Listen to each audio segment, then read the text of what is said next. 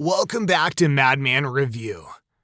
Don't you just love the ATF? Their nonstop flip-flopping on their rules, their retarded anti-gun arguments in court, and their so-called firearms expertise? Well, let's just say they're about as convincing as a squawking rubber chicken. In this video, you'll end up loving the ATF more. We're exposing their shadowy moves. We're lifting the curtain on 11 bombshells they hoped would stay buried but didn't.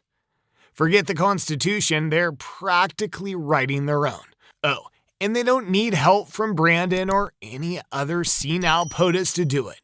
From secret gun registries to ghost gun mishaps, this is going to be a wild ride. So buckle up, we're about to reveal how the ATF is plain dirty. Let's tear into it. Number 1. Illegal gun registry.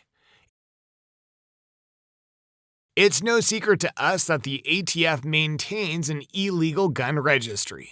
Gun Owners of America has a long post about this on their website. The ATF has been digitizing private firearms sale records from dealers who go out of business. And let's be clear, folks, this isn't just some minor oopsie. This is a direct slap in the face to federal law, which explicitly forbids any form of national gun registry. But it gets worse. They're not just making a list, they're making it nearly impossible for any gun owner to feel secure.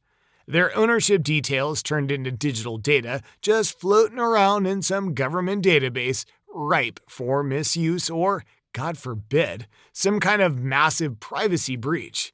This is not what our founding fathers had in mind when they drafted the Second Amendment. This kind of action doesn't just undermine our rights, it actively threatens them.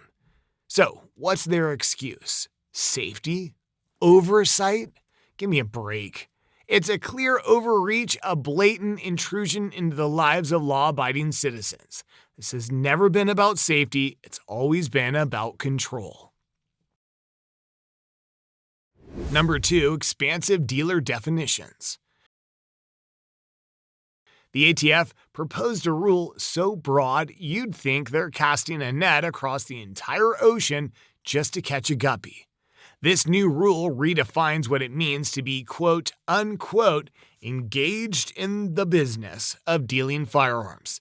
And it's absurd. Suddenly, Joe Citizen selling a hunting rifle to his cousin could be treated like he's running a gun shop out of his garage. The potential for overreach here is just off the charts, folks. This isn't just a minor policy tweak. It's a massive, liberty-chomping monster that could turn everyday Americans into criminals for simple, private transactions. Something the ATF loves to do. Our Pro-2A friends are slamming this rule for what it is, a blatant attempt to impose backdoor gun control and erode our Second Amendment rights. And let's not forget, this rule came without significant consultation with the firearms industry, sparking legal battles and widespread outrage from coast to coast. The sheer gall of trying to criminalize basic acts of transfer within families, it's a direct assault on our freedoms. Number 3. Taking credit for police arrest. So believe it or not, the majority of charges filed by the ATF are administratively slapped on after local police have done the legwork and made the arrests. Your local boys in blue do the heavy lifting, and then the ATF swoops in like some sort of federal superhero, pretending they cracked the case wide open. This isn't just annoying, it's downright deceptive. They're manipulating their success rates, making it look like they're the big guns on the crime-fighting scene, when in reality, they're often just riding the coattails of local law enforcement. This big and corrupt federal agency tries to justify its existence and budget by overstating its role in keeping our streets safe. This should be unacceptable for anyone who cares about transparency or accountability in law enforcement. Critics are calling them out, but it's not enough. If you're a cop, you need to demand better. Demand honesty and ensure that credit goes to you if you earned it, not just where it's convenient for padding federal stats and egos. Number 4, ATF's autonomy and enforcement. Talk about running wild with power. The ATF has taken it upon themselves to act like some kind of rogue agency, crafting and enforcing their own rules as if they've got their own private kingdom. They're not just interpreting laws, they're making them up as they go without any real oversight, and it's a recipe for disaster. This unchecked autonomy has brought them under fire, not just from Second Amendment advocates, but even from the courts that see through this charade. Here's the kicker. They enforce their self-made rules with a zeal that's out of this world, often trampling on the very rights they're supposed to protect. And who's checking on them? I don't know, but definitely not Brandon. They're supposed to be under the watchful eye of Congress, but it feels like they're more out of control than under oversight. This isn't law enforcement, it's power play. This kind of behavior is exactly why there's so much distrust between gun owners and the ATF. We're talking about a federal agency that should be the epitome of responsibility and restraint, yet here they are, acting like they've got carte blanche to do whatever they want. It's outrageous, it's unacceptable, and it's a slap in the face to every responsible gun owner. Number 5, misclassifications and misrepresentation.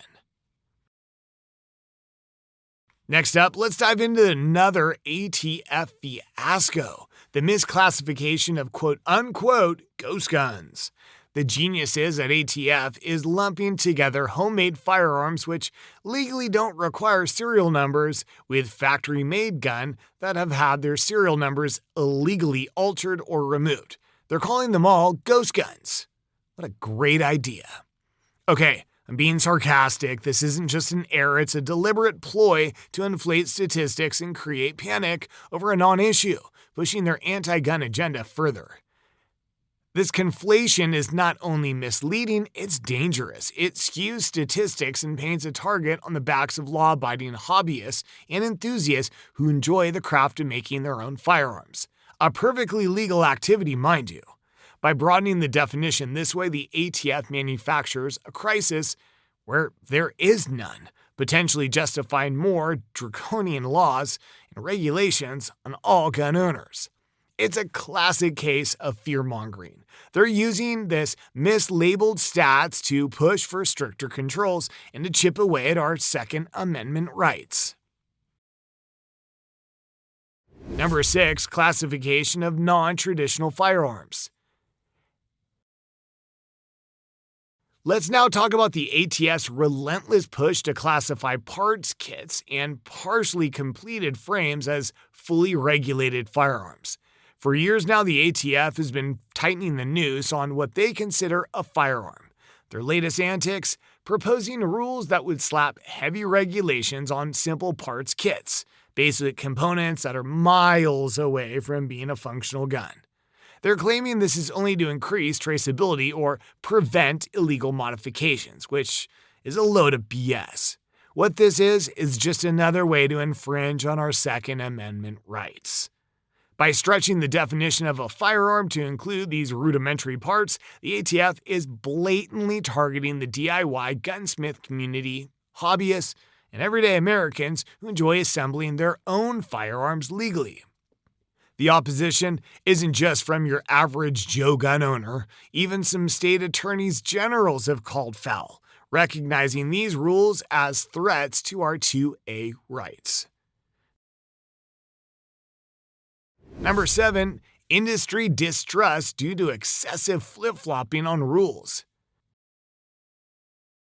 The ATF is notorious for its mind-boggling flip-flops on regulations concerning firearm accessories. One minute, they're given the green light on items like bump stocks or pistol braces, and the next, under a wave of political pressure, they're backpedaling so fast it'll make your head spin. This isn't just frustrating, it's causing massive legal financial headaches for manufacturers who've invested heavily based on initial ATF approvals. Imagine you're a business, playing by the rules, only to find those rules changing whenever the political winds shift. It's not just bad business, it's a direct threat to the livelihoods of those within the firearm industry. Companies are forced to navigate this regulatory whiplash, which can spell disaster for both innovation and jobs. This isn't speculation. It's the harsh reality that manufacturers face, leading to a deep-seated mistrust in an agency that should be a reliable regulator, not a puppet of the political arena. Gun owners of America have repeatedly called out these capricious rule changes, highlighting how they undermine trust and respect for the ATF. If we can't trust the regulator to maintain consistent standards, how could we trust them at all? Number 8. Leadership issues. Time to rip the lid off another stinking can of worms at the ATF. Leadership issues. You see, within the ranks of this beleaguered agency, the disconnect between the boots on the ground and the suits in the offices is causing chaos. Political appointees at the top are wildly unpopular among the dedicated agents who actually do the work. These higher-ups are frequently blamed for a slew of operational disasters and, even worse, the tragic loss of civilian lives that sometimes follow. It's a complete mess, folks. Agents find themselves hamstrung by decisions made in some distant office, far removed from the realities on the ground. The leadership decisions often seem more about politics and public image than effective law enforcement or protecting public safety. And let's not forget how these blunders tarnish the reputation of the entire agency and, by extension, the enforcement of federal firearm laws. Gun owners of America have highlighted these leadership failures as symptomatic of an agency in crisis, struggling under the weight of political interference. This isn't just an internal staff squabble. It affects law-abiding gun owners out there. The ATF's leadership needs to step up and align with their agents, not politicians. Until then, expect more of the same: failure, frustration, and a flagrant disregard for the consequences of their actions. Number 9. Use of vulnerable informants. Now, this one really boils my blood. Reports have surfaced that the ATF has been stooping so low as to recruit mentally disabled individuals to serve as informants in their sting operations. Yes, they're taking advantage of those who may not fully comprehend the gravity or legal implications of their actions.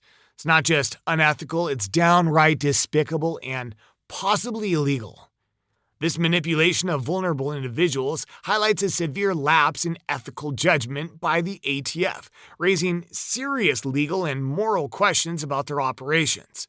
How desperate does an agency have to be to exploit those who should be protected, not used as pawns in law enforcement games? This isn't just a minor overstep. It's a glaring abuse of power that should concern every citizen who believes in justice and the protection of the vulnerable. The use of such informants should be outright condemned, and yet it appears to be just another day at the office for the ATF. Number 10. Ignoring controversial incidents. Alright, strap in because this one's a doozy. The ATF has a notorious track record for brushing its dirtiest deeds under the rug. We're talking about major blunders like Ruby Ridge and the Fast and Furious scandal. What's worse, you won't find a peep about these disasters on their official website. It's as if they've hit the delete button on the darkest chapters of their history, hoping we'll all just forget. But we're not forgetting. These aren't just minor oopsies, these are colossal failures with severe consequences, including the loss of innocent lives. The ATF's selective memory is a slap in the face to the victims and their families, and it reeks of a cover-up. By ignoring these, the ATF will never regain the public's trust. Number 11. Misclassification and financial misconduct. Now here's a saga of bureaucratic blunder, the ATF's chronic misclassification of administrative roles as law enforcement positions. This isn't just about titles, it's about dollars. Millions of taxpayer dollars wasted in overpayments. This outrageous misuse of funds persisted even after whistleblowers courageously stepped up to spotlight these egregious errors. The ATF is more interested in covering its tracks than correcting its course. What does this tell you? It screams incompetence and mismanagement within an agency entrusted with enforcing federal laws, including those governing firearms. The very thought that the ATF plays fast and loose with designations and dollars shows a staggering disregard for the fiscal responsibilities and operational transparency expected of a government body. Calls for corrective action and transparency have been loud and clear from legislators and watchdog groups. But we need more than just a slap on the wrist here. The ATF should be abolished.